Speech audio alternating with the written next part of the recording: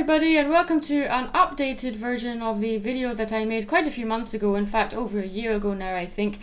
A video about how I draw ponies from the MLP fandom. The reason why I am choosing to base the video on ponies is because obviously this is what is mostly requested and commissioned for me to do. So today I wanted to do an updated version of that video because I felt I rushed it, and so now I feel that we can take our time with it and go through the various stages in a bit more detail and just talk you through the various stages. Now remember, although this is a tutorial technically, I do encourage you to discover your own ways of drawing. This is not a how-to video, this is rather how I draw. So although I'm going to show you just basic techniques you can adopt into your own, what I'm trying to say here is that with the final drawing, don't just straight up copy the final drawing.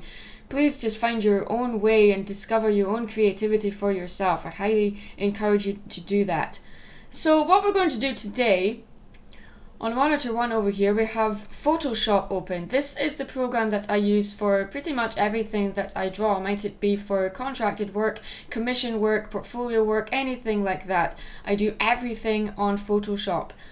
So what we're going to do today is I'm going to show you how to draw ponies, and the one I'm going to use as an example, because I haven't drawn her yet, is we're going to draw Fluttershy. So the first thing that you want to do when you're going to start a drawing is you need to collect reference. What do I mean by reference? Well, basically you're looking up pictures to show you what the character looks like.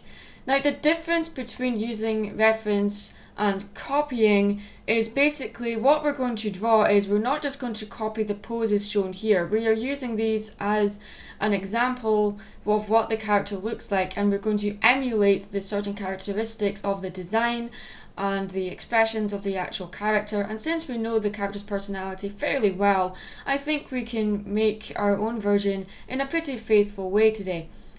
So if I get rid of those, I'm going to keep those on monitor 2 over here, which you guys can't see unfortunately. But it just means I can have my reference up all the time and I won't have to keep clicking in between it on the screen here for you guys. So the first thing to do if you're using Photoshop is obviously you need to open a new file. So you go up to here to go to new, and why that over there, I don't know. So you want to name it. I'm not going to bother naming it just now, but what I usually do when I make any drawing is make sure that it's set to 300% pixels per inch. That means if you are printing it, for example, you know, it will come up as the best quality as possible. And the canvas, I usually have it set to 11 by 16 inches. The reason why I do that is because the majority of prints that I produce are on A3 paper. So 11 by 16 is approximately A3. So you press OK, make sure the bitrate is RGB is the color mode, sorry, and 8-bit or 16-bit. And you have the background. Usually most people start in white, and I'm going to show you why I don't do that in a second if I press OK. So as you can see, you've got your canvas open here. It's just now it's set to portrait, but I'll probably change it to landscape in a second. But first I want to show you why the background is actually grey and not white. I prefer doing it that way because if you have it set to white, which is what people usually have it set to, is you get very bad glare and it's not good on your eyes, and you get really bad eye strain if you are drawing for say an hour or so, and even with breaks your eyes will still glare and get sore. So I actually recommend having the background layer here at grey, like 49 or 50%, press OK, click fill. And there you have it. The grey is pretty much close to how the colour of the rest of the program is. And it just makes things easier on the eyes really. So before you start your drawing, you need to start a new layer. When you're drawing in a digital program, might it be Photoshop or anything else, do not draw on the background layer. If you set up a new layer, new sketch layer, say, I don't know, I don't usually name layers because of how I work, but the first layer is always the sketch layer, so you press OK.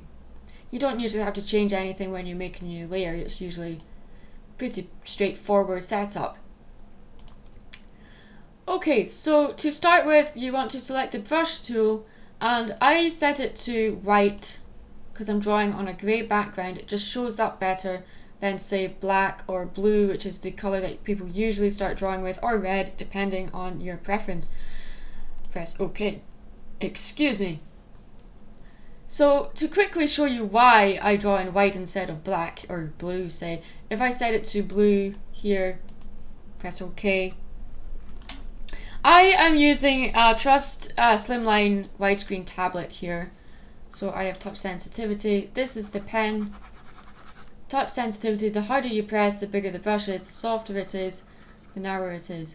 So to actually get this kind of effect going, you want to set the brush up here to 100% hardness. And I usually draw sketches in 9 pixels or 10. Sometimes we make it bigger depending. So that's what I usually set it to.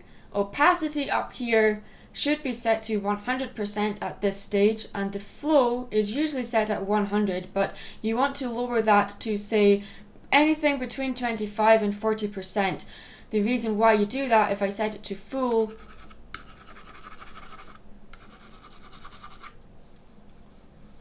and then change that to say maybe just 35% or lower than that, maybe, if I can actually see what I'm doing here. Set that to about 25 or 30%. It's at 26%, but it's not much difference if I'm honest. When you draw, it looks more like a pencil would on paper, as you can see. It just looks much more realistic this way.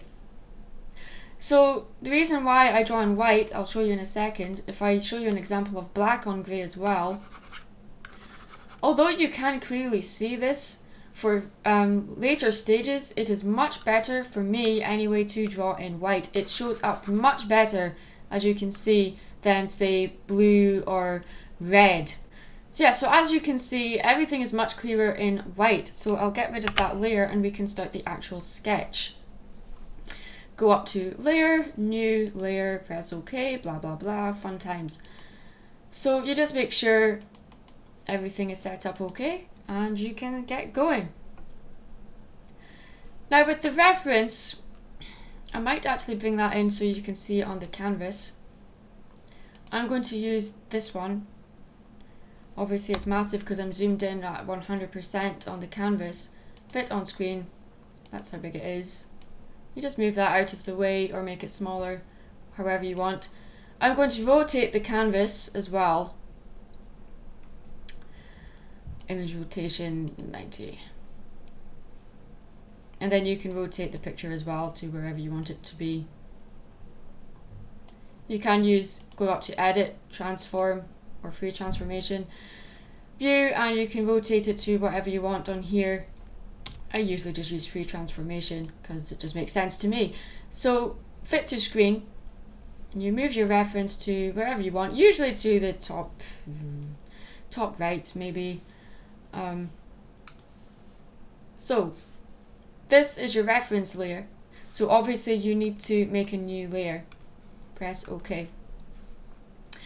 So layers is something that people get really confused with quite often. Basically, if you think of your layers, they are transparent here and your bottom layer is not. So imagine if you were drawing traditionally, your background layer is paper and the layers are, say, tracing paper. So each layer is transparent. If I move this picture around, nothing else moves because nothing else is there. So say, pretend that this piece is just a piece of tracing paper that is this size, that is on your background. And the same goes with the sketch layer. If you select it over here before you draw, if I draw something random here, if I move this, you'll see it will overlay over the top of this. Nothing else will move. So that is why you use layers. They're pretty easy. Once you get used to it, it is so easy to use. So now we're going to start drawing the character. Basic way to draw is you use generic simple shapes to start off with. Don't get hung up on details at this stage. I usually start with the head. Excuse me, the head. And whenever I'm drawing anything, might it be a human or a pony like this, a horse, like a cat or a bird, anything like that, it's still basic generic shapes for anything you're drawing. Even if it's an actual inanimate object, basic generic shapes is always the thing to start with.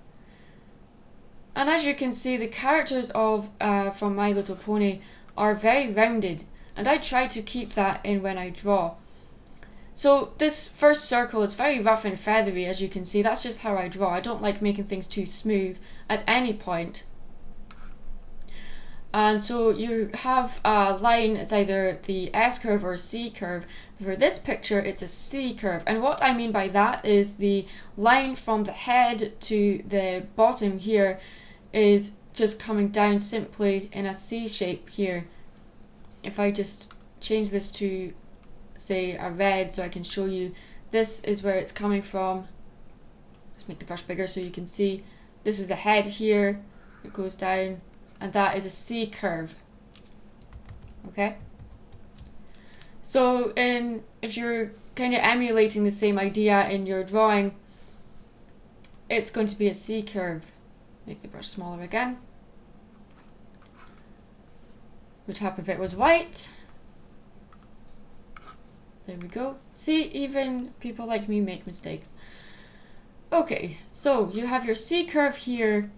You just bring that down, not too far away from the head. Then you draw another circle about the same size as the head down here, and make sure, obviously the C curve or S curve or whatever line you use is representing the spine of the character. So the spine usually enters the middle of the skull here. Never actually at the back, it's actually in the center. So you're pulling that down, and then the spine meets the top of where the butt is. So when you draw the circle for the bottom, it's actually underneath the bottom of the C curve. So then for the body is usually a teardrop kind of shape, which comes from the spine from here down. Teardrop shape. Very easy to remember. So that is actually the basic shape of the body there.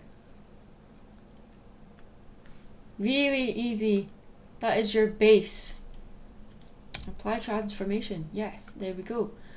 So that is your basic sketch of the body. So if you want to start a new layer, or you can always draw over the top if you wish to, you can do that. I'm just going to lower the opacity over here with the layer to about 50%. That's 56, but same difference. And I'm going to make a new layer over the top of that. The reason why I do that is because usually later on these layers are going to be deleted, so you can just make things in a separate layer if you want to. Sometimes I leave the sketch layers in for aesthetic reasons. I just like doing that sometimes, just to annoy people really, but also I just like how it looks very sketchy and loose. I very rarely rub things out as well. So you're in a new layer now, so what you want to do is you want to add the limbs, and obviously Fluttershy is a Pegasus, so she has wings, 4 limbs as well. So what you always want to start with is the legs, and figure out where her weight is. And obviously because she's flying, her weight is distributed evenly through her body, so the legs are not actually supporting any part of her weight. Most of her weight is very centered.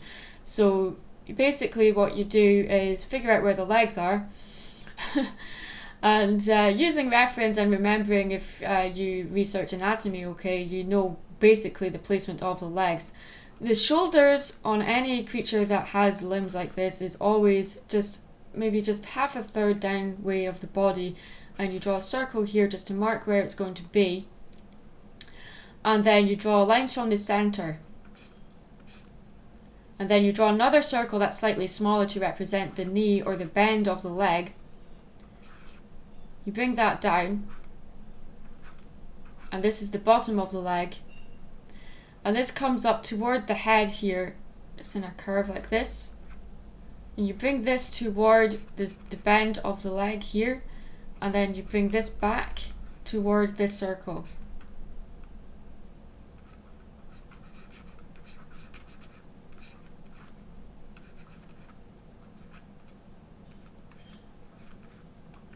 So the basic structure of a leg is very simple. It's just in 3 parts.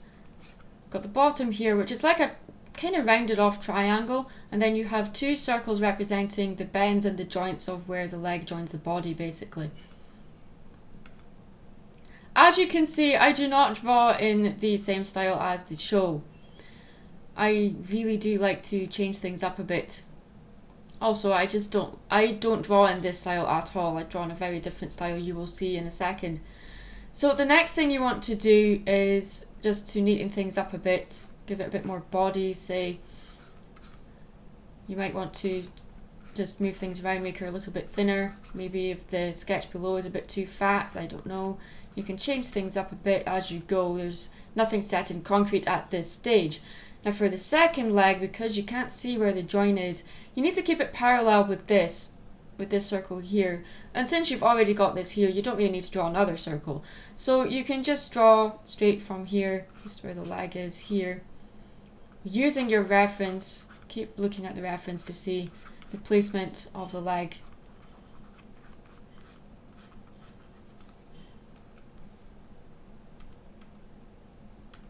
Very simple. And again, you can move things later on if you need to. So that's the front legs, and the next thing you do is the back legs, and this is an area that a lot of people have a problem with, and I still have problems with that every now and then as well. So to see where you've drawn the circle for the bottom, that is the actual circle for where the join of the back leg meets the body. So you've already got that drawn in for you, but the way that the back leg works, it kind of mirrors the front. Instead of going forward, it's actually bending backwards. So you draw a guideline here to meet the bottom of the leg, or where the knee actually bends here, just below the bum, basically. And then you draw the rest of the leg here. Very similar in structure. You bring in the bend just in here. Now that has been drawn a little bit too big, so you can just select it with the lasso tool and change the size of it.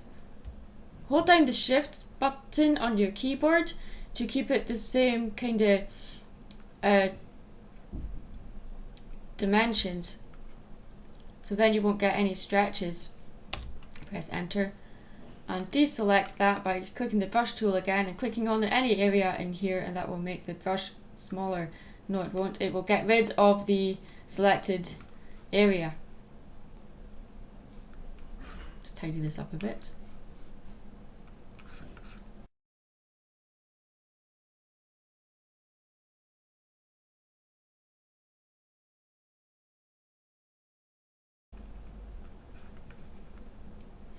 So with the back leg here, obviously again you can't see where the join is,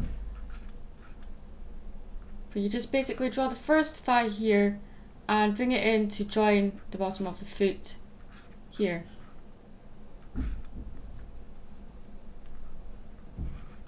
You don't need to draw the whole leg, just what you see. Okay, so now for the fun part, the actual head. So you've got the basic placement of where the head is here, and because in the reference picture she is actually looking downwards, so with the guidelines on the head is basically you just draw guidelines, which is either a straight line to show the direction of where her head is directing, which is down this way, so you just draw this, a line just like that to show where the snout is going. So with the snout itself, start with a basic square here, which has a narrower bottom here. Again, this is how I do it, not necessarily the only way to do it. And with the actual jawline, I do not do them too rounded like they do in the show, because that's not how a real jaw looks like. So you bring that in and then bring it round with the neck joining. Bring that up here just to meet the guideline here, and then you draw in the ear. The ear is usually in the center. You just bring that up to about here. You can make them as big or small as you want.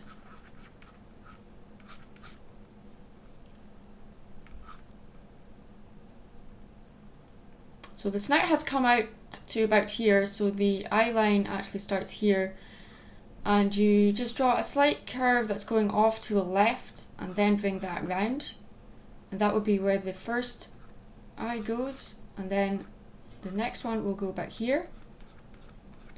The right end of the eye usually meets the top corner of the snout.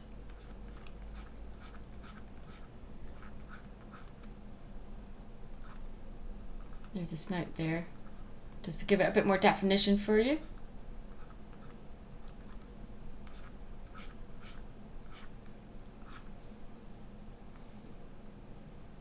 Now, because we're drawing Fluttershy, usually I would draw in the other ear, but you won't see it later on, but we'll just add it anyway.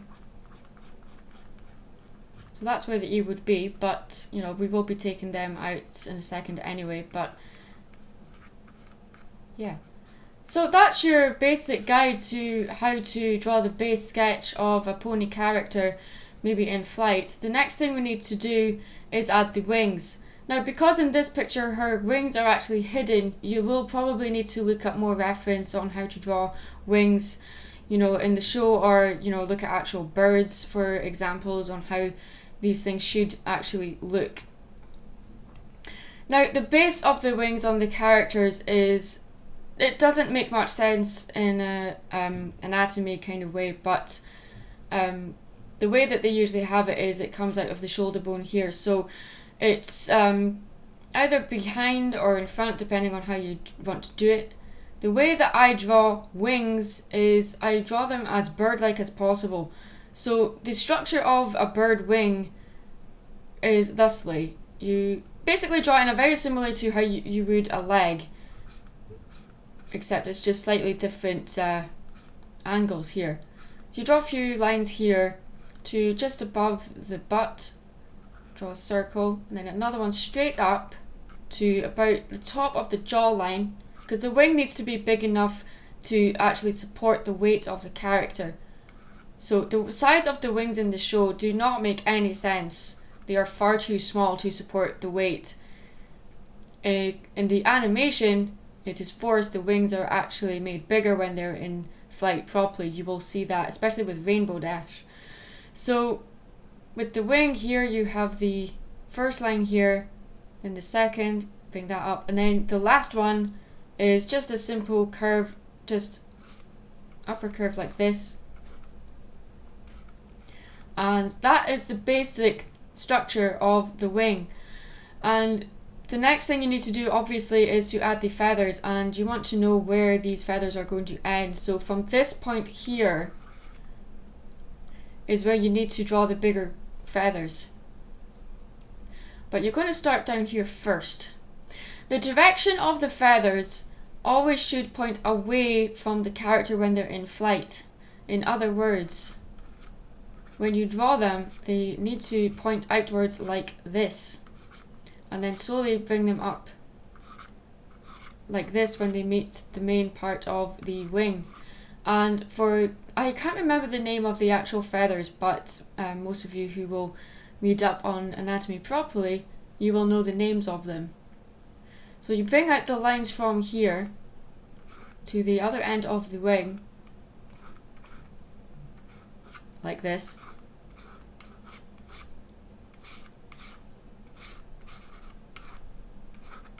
Add some more details of the wing, maybe give it a bit of fluff up here. Maybe some more fluff down here if you wanted to. Maybe make the feathers a bit longer. And that is the first wing basically done. Now, to save time, instead of drawing another wing, you can just select the same wing and paste it in. So, and that's what I usually do. It is not cheating, it is a way to save time. So select the wing and go to Edit, Copy, and then Paste. And it will show in a new separate layer away from the rest of the drawing. And the next thing you want to do is rotate this so it mirrors the other wing. So you go back up to Edit, go down to Transform, and flip horizontal, and it will mirror it. So you move this to roughly where the other wing should be, and you can rotate it a little bit so it's not mirroring too much. We'll bring this down a bit actually.